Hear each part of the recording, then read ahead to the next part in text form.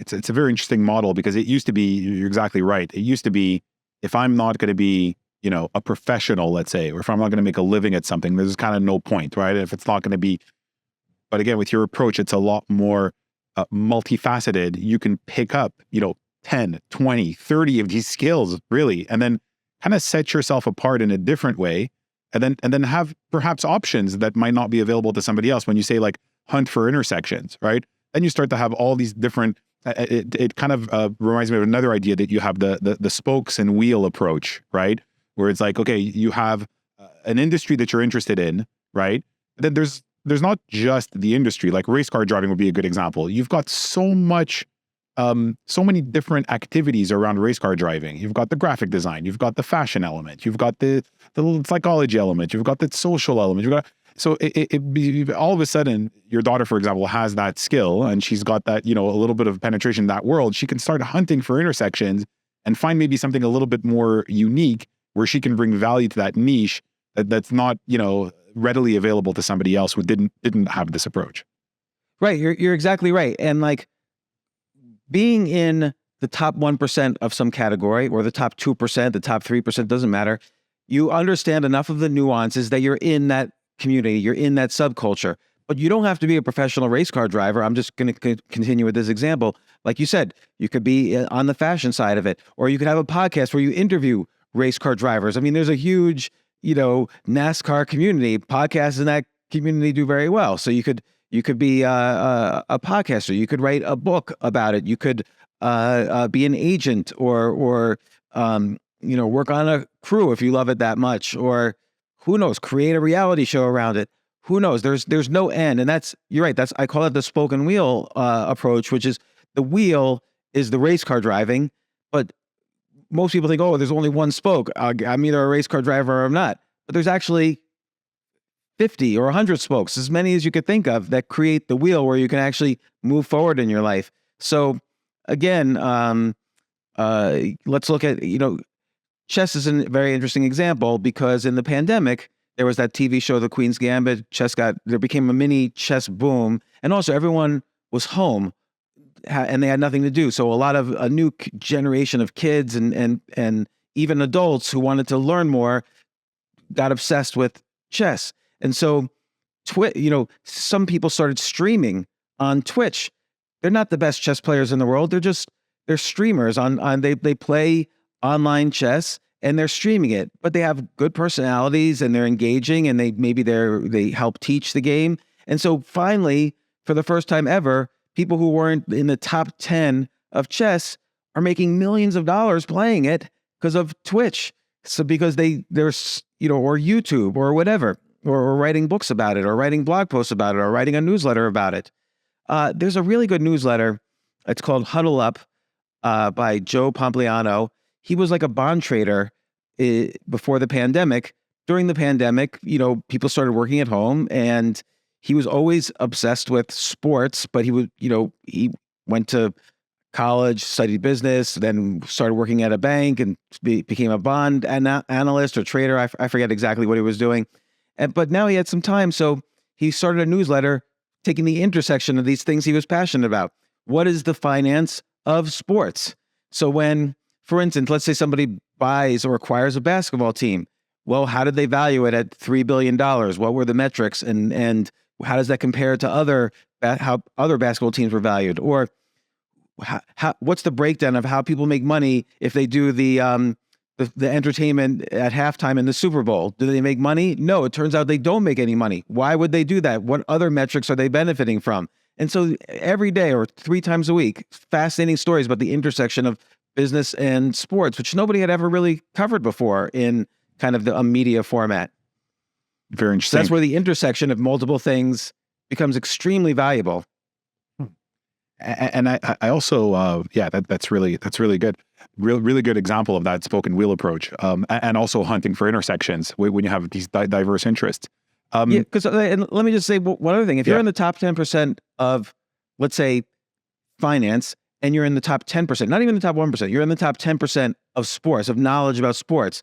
Well, the intersection means you're in 10% times 10% means you're in the top 1% in the intersection. Yeah. So finding intersections is a shortcut to being in the top 1% of a category. You make the category with the intersection. Very interesting. Very interesting. So very often I find like a lot of your interests link back to technology in some way.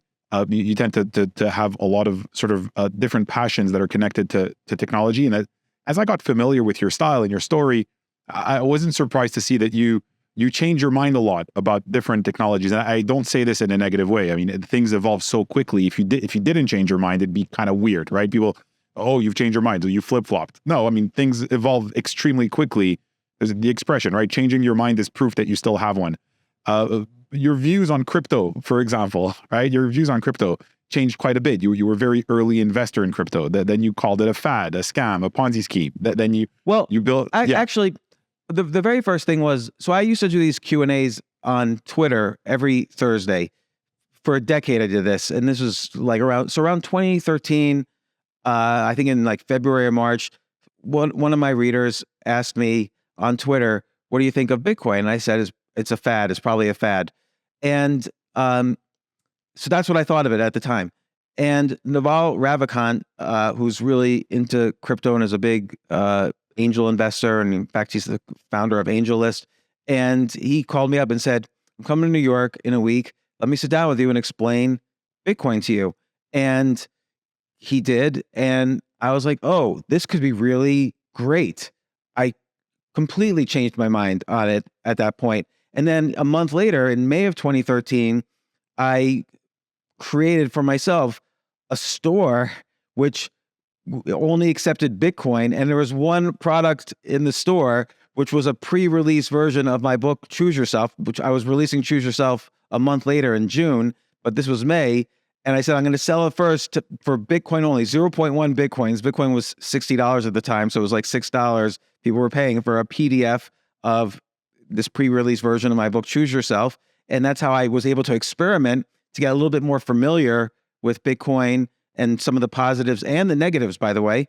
And also then learn too, is this going to be easy for people to use? Do people actually understand, how Bitcoin's used?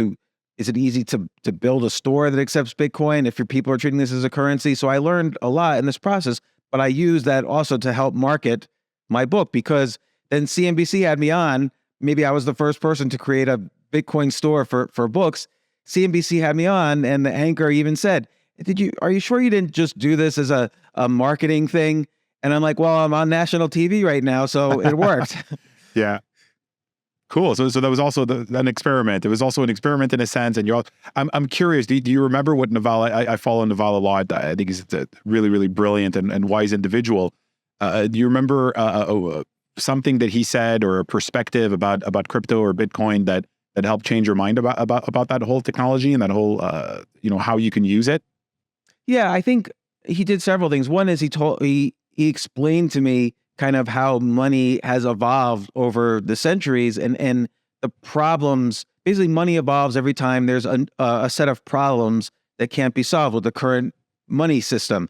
And he explained what some of those problems might be in today's day and age. So, for instance, let's say you wire money to someone in another country.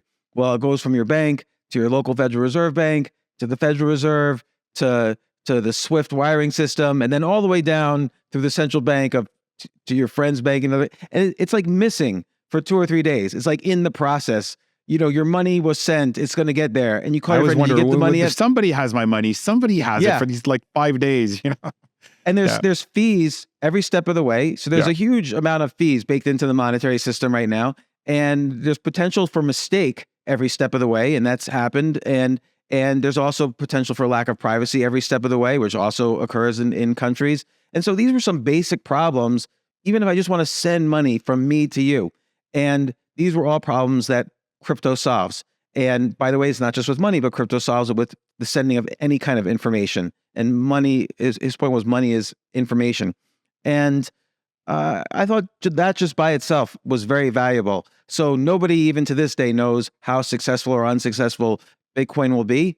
But it did wake me up to the fact that there are many problems, of which what I just described was just one of them. But there are many problems in the way the current system is just set up. Another problem is, like right now, we see this in the economy. The Fed has been raising interest rates. Well, before that, the Fed had been during the pandemic, the Fed was decreasing interest rates and printing money. So why should I let someone else decide on a whim what the value of the dollars in my pocket will be? Because when they print trillions of dollars, the value of my money changes, and I had no control over that. Well, Bitcoin, of course, there's a fixed supply. So, value changes in Bitcoin based on supply and demand, based on market forces, but not based on the whims of a single individual. So that was another big problem. Right, like the whole central bank aspect of interest rates. I suppose the issue I have, so that's an interesting perspective. I suppose an issue I have with Bitcoin being used as a currency, and I'm far from being an expert, but it's the whole aspect that it's a security and the value goes up and down so much. I remember when, even as a lawyer, some clients wanted to pay me in Bitcoin, and I'm just like, I'd rather just get dollars because I don't understand what you're giving me. I don't know if you're paying me, 100 times more for my services. I don't know if you're paying me 10%. I don't know. It's a security. It goes up and down so much. I agree with you. I don't know at the end of the day if Bitcoin will be the currency of the world. I kind of doubt it. But there's other uses of crypto and blockchain, and this is still a maturing industry. Like, remember, the internet, which started in the 70s, didn't have 1 billion users until 2005. Well, crypto started in 2009, and around the world now there's a couple 100 million users, but there's not 1 billion users yet. We're not going to really know the use cases. I could think of thousands of other use cases for crypto, but we're not going to really know what's widely used until we get to that tipping point, which is at the 1 billion user moment. And now, will Bitcoin succeed? I don't know, but some cryptos will succeed and succeed wildly from where they are now, I firmly believe. But there's a lot of problems too. Like, even now, when I have to move Bitcoin from one exchange, or crypto in general, from one exchange to another, there are difficulties in the way. It's not that easy to create a Bitcoin only store, for instance. And there's a lot of hurdles still. It's a maturing industry. So there's a lot of hurdles still that it needs to go through. I like that perspective. I like the idea of use cases, right? It's like, we want to talk about the technology as a whole. Well, as a whole, very hard until you get to that tipping point of, like, you've got hundreds of millions or billions, or a lot of the small logistical issues have been figured out.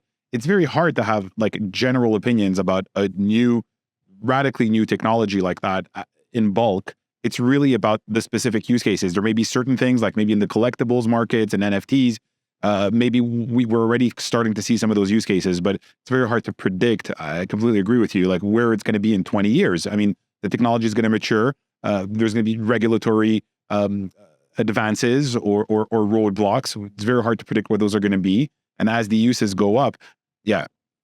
And there are some use cases where you absolutely need crypto technology to do this use case. So you mentioned NFTs and collectibles. I don't really like that use case so much, but if you take the exact idea of an individual item being valuable on a blockchain as opposed to the whole currency and the whole blockchain itself, think of tickets. So if I'm the New York Knicks and I sell you a ticket, let's say I sell it to you for $100. Now you go sell it to some scalper for $200, and then the scalper in the street sells it for $500 on the night of the game. Well, I'm the New York Knicks. I only made $100. The scalper made $500. And by the way, then the guy who bought it from the scalper doesn't even know for sure if he's going to get into the game, because maybe the Knicks invented something to prevent scalpers from selling tickets.